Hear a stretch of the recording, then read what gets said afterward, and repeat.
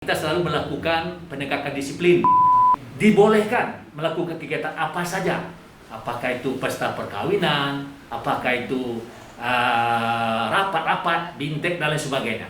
Yang kita harapkan, himbauan kita tentu, mari kita semua masyarakat Kota Padang Panjang, kita masing-masing menjadi polisi bagi diri kita sendiri gitu ya.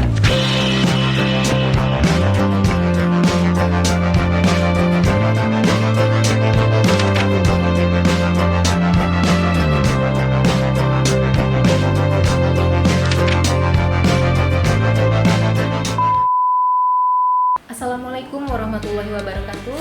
Pemirsa Padang Panjang TV yang berbahagia, kembali lagi bersama saya Derit Emma Harita.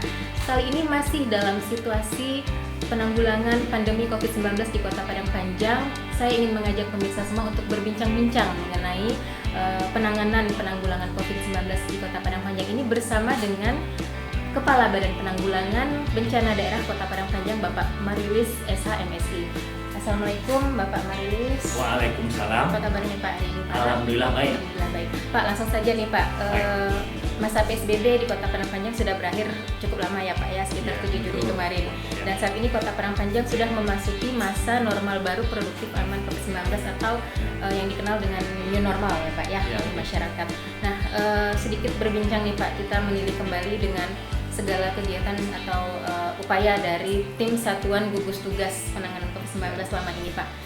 Kira-kira nih Pak, apa saja yang sudah dilakukan oleh tim Satgas COVID-19 selama masa new normal? Kemudian apa himbauan yang ingin Bapak sampaikan kepada masyarakat terkait dengan mungkin ada beberapa peraturan baru atau ketentuan-ketentuan baru yang diterapkan atau dihimbau oleh pemerintah Kota Padang Panjang kepada masyarakat Pak? Silakan Bapak. Baik, terima kasih para pendengar, pemirsa Padang Panjang TV dimanapun bisa didengar ya dan tonton gitu ya.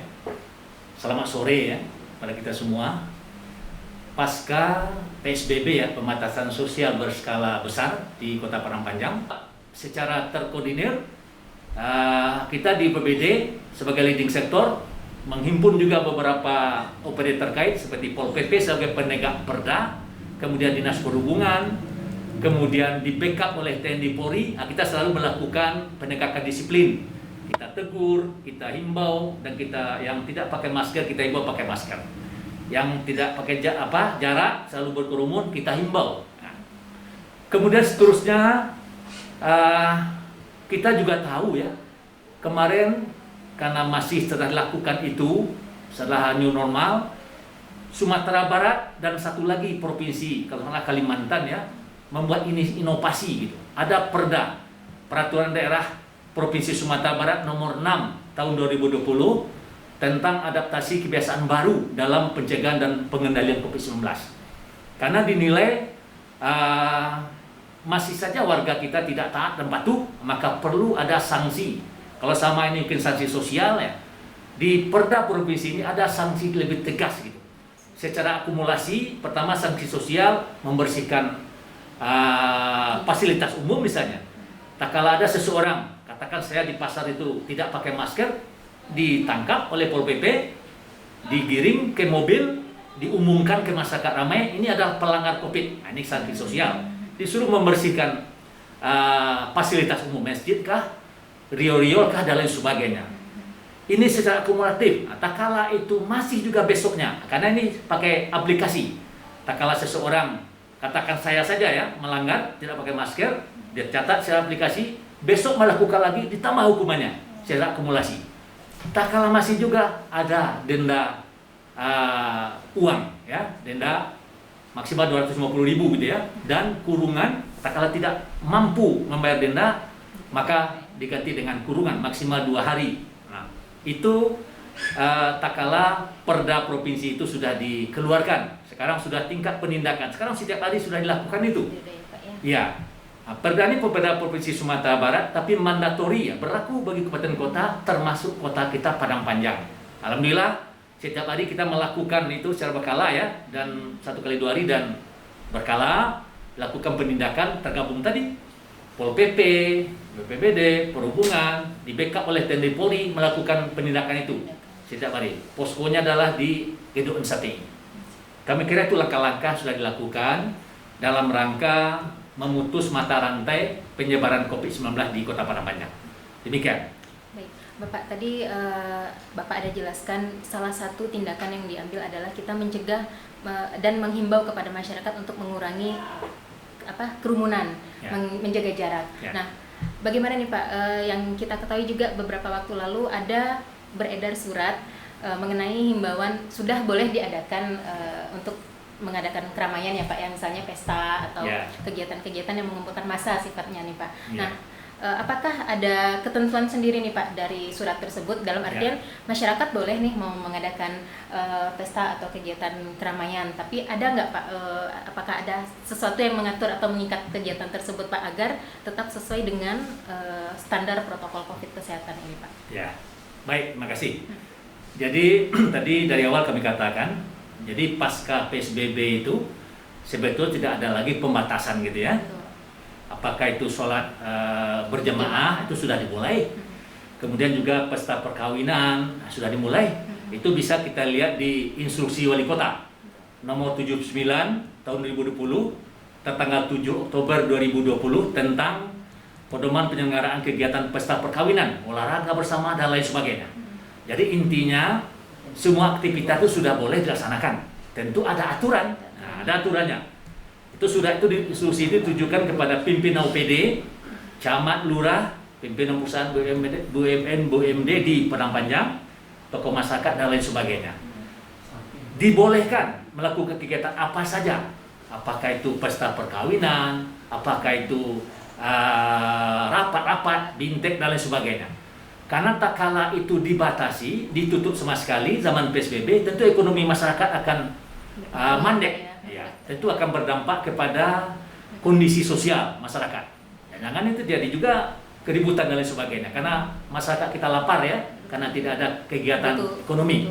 Untuk itu, jadi untuk itu sesuai instruksi wali kota itu semua boleh diapakan. Tapi ada protokol. Tetap mengacu kepada protokol kesehatan. Apa itu? Sederhana. Tak kala kita melakukan pesta, sediakan cuci tangan di depan. Jadi panitia ya. Saya tambahkan juga di di instruksi oleh kota itu ditegaskan bahwa sebelum acara itu dilakukan, minta dulu rekomendasi ya ke BPBD Kesbangpol Kota Padang Panjang.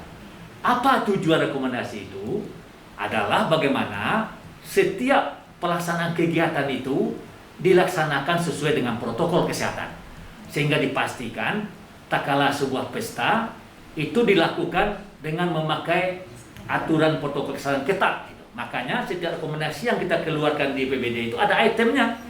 Harus mentaati ini, mentaati itu, jaga jarak, menyediakan cuci tangan di depan, kemudian pakai masker. Katakanlah sebuah pesta perkawinan, di depan rumah itu sudah ada tersedia cuci tangan. Kemudian sediakan panitia. Jadi bukan sediakan saja, panitia itu ngomong, Bapak Ibu dengan baik, gitu, silakan cuci tangan. Nah, itu kan, jangan ada cuci tangan tapi tidak dipakai, percuma. Jadi nanti panitia ditunjuk, silakan nanti dicuci tangan dulu Pak Ibu, pakai masker. Tak kala makan di dalam nanti silakan buka. Nah, lalu fasilitas dalam biasanya yang normal itu 6 orang kapasitas, sekarang jadikan 3. Nah, gitu ya. Kemudian tadi saya contohkan pesta perkawinan ya, pintu masuk itu jangan sama dengan keluar. Nah, karena kala sama, ada kemungkinan salaman. Nah, kalau ibu-ibu tentu biasa cipika-cipiki gitu ya. Ini tentu berpotensi itu di penularan. Makanya kepada panitia perhelatan kalau pakai IO, tentu IO-nya bertanggung jawab agar memastikan tadi itu masuk ke dalam pesta itu jangan sama yang masuk keluar gitu ya. Nah, itu salah satu contoh gitu. Begitu juga masalah bintek dan lokakarya lain sebagainya, sama itu. Jadi panitia bertanggung jawab. Tak kalau terjadi apa-apa, tentu panitia yang bisa dituntut gitu ya. Itu amanat dari Perda Provinsi nomor 6 tahun 2020 yang juga berlaku bagi kabupaten kota itu ya. Jadi semua aktivitas sudah dibolehkan, tapi tetap protokol kesehatan. Saya kira sederhana saja tadi, cuci tangan, jaga jarak, pakai masker dan lain sebagainya. Tidak rumit-rumit gitu ya. Nah, untuk sebelum acara itu diadakan, silakan datangi BPBD Kesbangpol Kota Padang Panjang untuk mendapatkan rekomendasi. Nanti rekomendasi itu akan kita tembuskan ke lurah yang bersangkutan, Pol PP dan pihak kepolisian agar itu diawasi. Itu sesuai dengan instruksi Pak Wali Kota juga. agar itu semua itu bisa kita pantau apakah sesuai dengan protokol kesehatan. Tak kala itu tidak sesuai, kegiatan itu bisa kita bubarkan. Nah, karena kita sudah cantumkan di rekomendasi itu. Nah, ya, Pak, ya. salah satu poinnya adalah apabila panitia atau penyelenggara tidak bisa mematuhi protokol kesehatan itu, maka acara rekomendasi kita cabut, dan acara itu bisa kita bubarkan. Untuk itu, mari kita patuhi dengan baik. Kami kira begitu. Baik. Dan sejauh ini Pak, dari surat edaran sudah berjalan, sudah ada ya Pak ya, sudah berjalan. Maksudnya sudah ada beberapa masyarakat yang mendaftar minta rekomendasi gitu ya Pak ya. Alhamdulillah sudah banyak itu. Dan berjalan lancar ya Pak ya. Alhamdulillah. Tidak ada kendala. Tidak ada. Baik. Terakhir nih Bapak, kira-kira nih Pak, kedepannya Pak, harapan dan juga keinginan dari Bapak sendiri nih selaku dari tim Satgas Pak penanganan COVID-19 ini terhadap peralihan masa peralihan PSBB ini Pak di Kota Padang Panjang, yang diharapkan dari masyarakat sendiri Pak, apa ini Pak? Silakan Pak. Ya, yang kita harapkan himbauan kita tentu, mari kita semua masyarakat Kota Padang Panjang, kita masing-masing menjadi polisi bagi diri kita sendiri gitu ya, dan mentaati semua himbauan dan aturan yang sudah dibikin oleh pemerintah. Suatu pemerintah tidak akan mungkin mencelakai warganya, masyarakatnya, tapi semua itu adalah untuk kebaikan kita semua.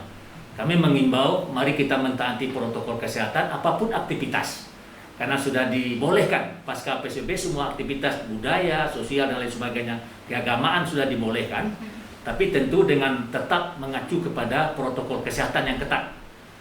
Kalau kita semua peduli dengan kesehatan kita, alhamdulillah kami yakin dan percaya COVID-19 bisa berlalu minimal di kota kita, Kota Padang Panjang.